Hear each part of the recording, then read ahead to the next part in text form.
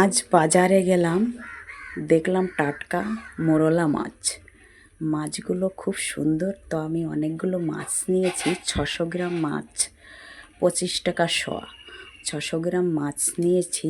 বাড়িতে এসে ভালো করে পেট ফেলে একটা একটা করে সব কানকোগুলো ফেলেছি।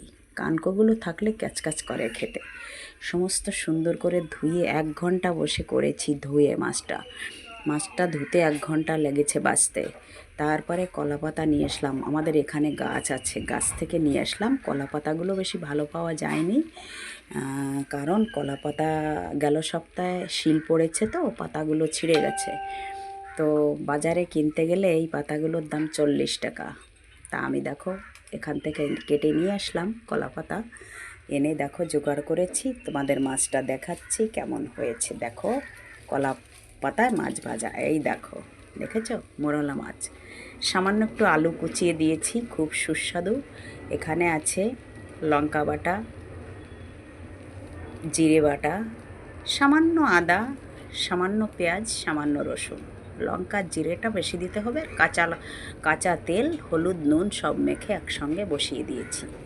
তো আমার মাছ ভাজা হয়ে গেছে।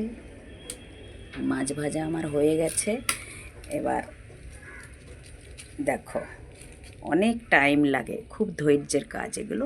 তোমাদের কার কার খেতে ইচ্ছে করে চলে এসো আমার বাড়িতে।